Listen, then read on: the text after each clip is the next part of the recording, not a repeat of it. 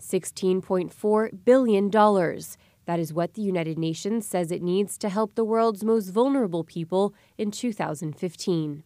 Making the appeal, the UN noted that its humanitarian agencies this year have tackled an unprecedented level of crisis around the world.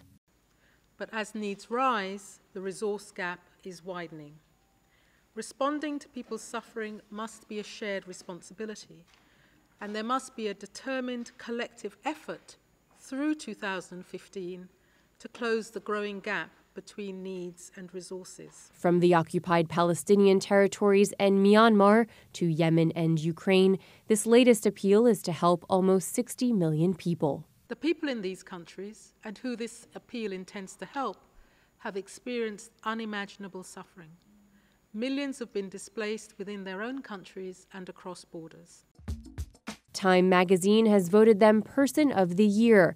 Ebola fighters in West Africa are dedicated to bringing the deadly epidemic under control, and the UN's special envoy, Dr. David Nabarro, says the response is right, is working, and real progress is being made. And the reason why I'm reasonably positive is that we've got thousands of people involved in the response.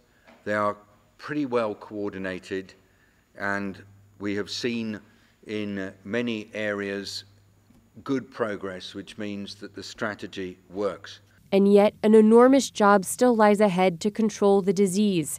Transmission rates remain high in western Sierra Leone, including in the capital, Freetown, and work continues to prevent the disease from crossing the border between Guinea and Mali.